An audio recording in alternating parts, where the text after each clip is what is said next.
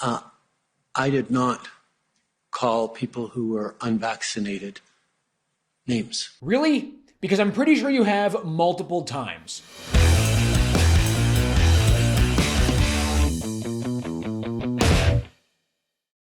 Welcome everyone to Ratioed. My name is Harrison Faulkner. The hearings for the Emergencies Act inquiry are finally over, and after listening to the government's narrative crumble day by day, week after week, I, for one, am not very confident that we're going to get anything from this commission. I'm pretty sure that the government is going to get let off the hook just like they do whenever they commit an ethics violation. Now, I was paying pretty close attention to these hearings, and not once did any witness provide any evidence to say that the Freedom Convoy reached the legal threshold under Section 2 of the Emergencies Act required to invoke the Emergencies Act. All we have heard is that the Emergencies Act was helpful for the police, not justified.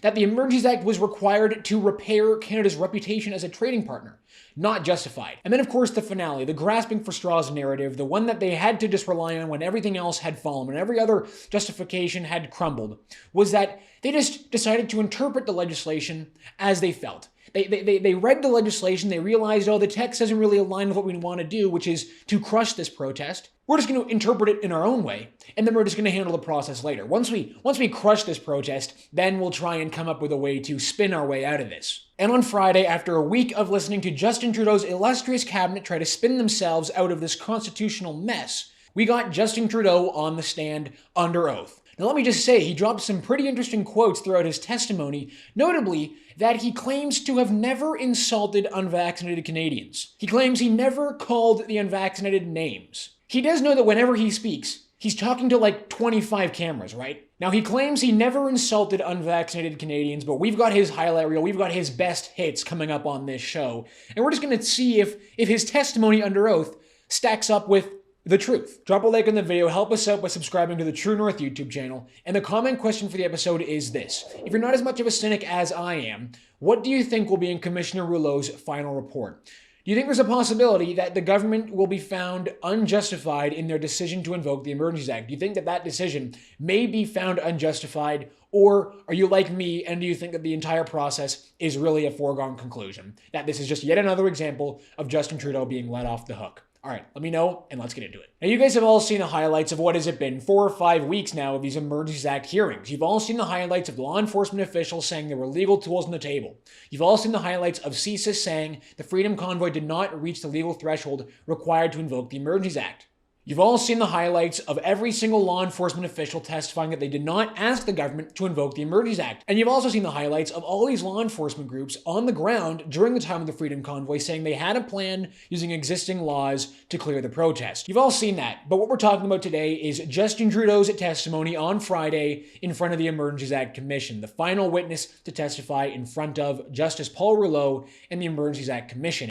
And honestly, where do you even begin? I mean, we're going to go through a lot of what he said, but the key takeaway, for me at least, was the fact that he could, with a straight face, tell Canadians that he did not insult unvaccinated Canadians, that he, quote, did not call unvaccinated Canadians names, which in other words is insulting them, which is insulting a large number of Canadians for a medical decision that they made. Now just listen to the answer that Justin Trudeau gives to Eva Chipiuk, the convoy lawyer who cross-examined Justin Trudeau on Friday. A number of people have testified in this inquiry referencing your widely published comments and calling the unvaccinated racists and misogynists. And we have heard testimony in this inquiry about how some of your officials wanted to label protesters as terrorists.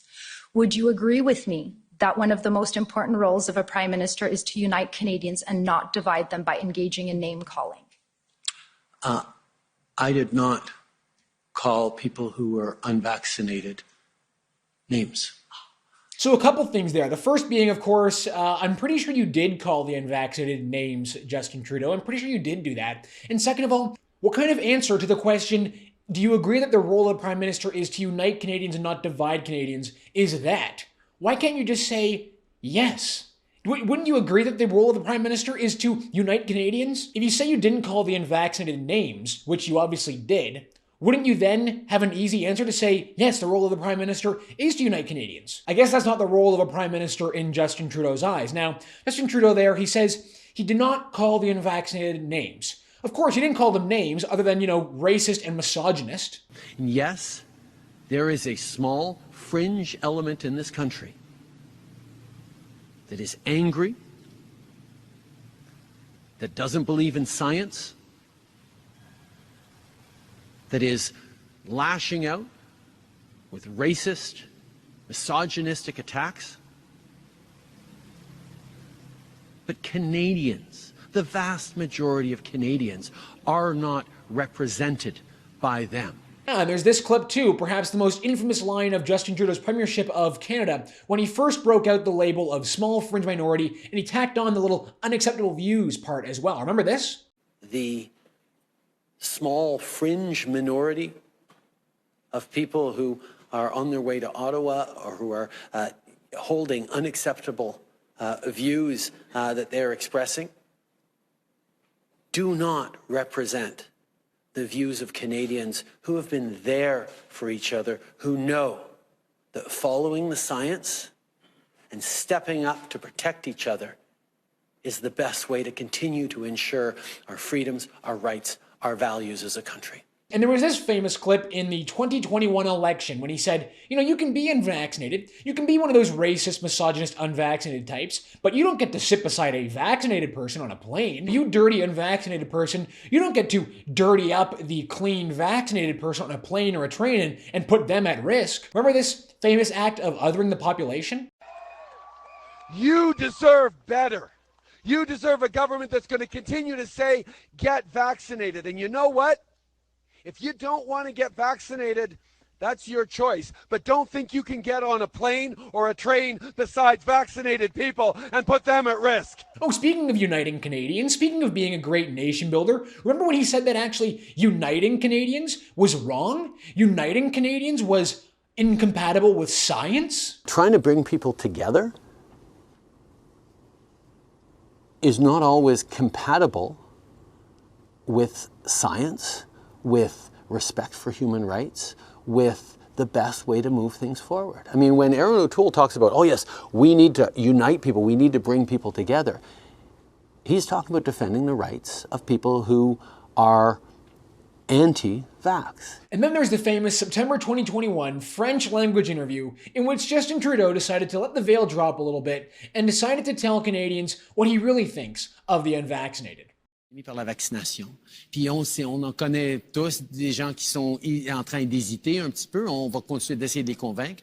Mais il y a aussi des gens qui sont farouchement opposés à la vaccination. Qui sont extrémistes. Qui croient pas dans la science, qui sont souvent misogynes, souvent racistes aussi. C'est un petit groupe, mais qui prend de la place. Et là, il faut faire un choix en tant que leader, en tant que pays. Est-ce qu'on tolère ces gens-là ou est-ce qu'on dit, ben voyons, la plupart des gens, presque 80% des Québécois ont fait ce qu'il fallait faire, se sont fait vacciner, on veut revenir aux choses qu'on aime faire, c'est pas ces gens-là qui vont nous bloquer maintenant. After saying he doesn't call the unvaccinated names, he then said that, oh, you know, I really wish I could have just convinced more Canadians to get vaccinated.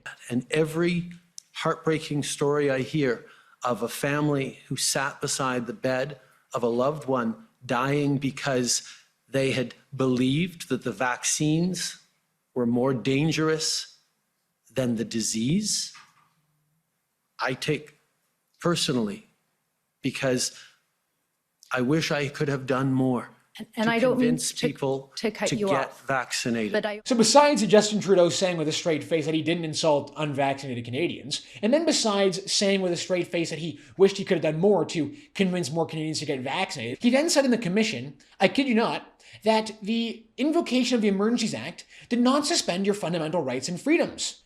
What I heard on the contrary was concerns that we'd shared that this might inflame the protesters to declare a public order emergency and bring in martial law, which was one of the concerns, or that they would interpret it as that. Of course, it wasn't martial law, and it did not suspend people's fundamental rights and freedoms. It wasn't martial law. It didn't suspend your fundamental rights and freedoms other than the right to protest the government, other than the right to donate to a political cause. You know, other than that, it wasn't martial law. So what are you complaining about? What are you complaining about, unvaccinated Canadian? That's Justin Trudeau's thinking when he answers a question like that. You know, it wasn't martial law. It didn't suspend your fundamental rights and freedoms. No, it didn't suspend his. It didn't suspend his government's. It suspended our rights and freedoms, our right to protest the government, our right to donate to a political cause. And then there was another answer that Justin Trudeau gave, which really peeled the curtain back on the way Justin Trudeau thinks about your right, our right, to protest the government.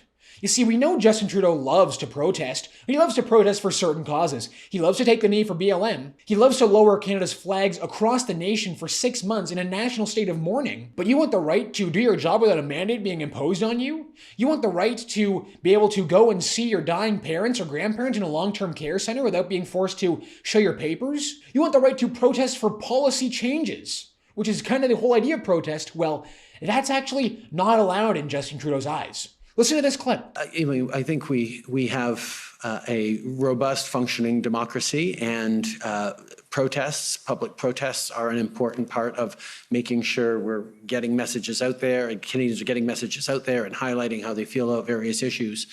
But using protests to demand changes to public policy is something that I think is worrisome. Okay. So in Justin Trudeau's robust and functioning democracy, by the way, can't you guys just feel how functioning our democracy is these days? It feels so strong. It feels so robust and functional, as Justin Trudeau says. Well, in Justin Trudeau's robust and functional democracy, the right to protest for policy change, for changes in government policy, well, that's kind of worrisome.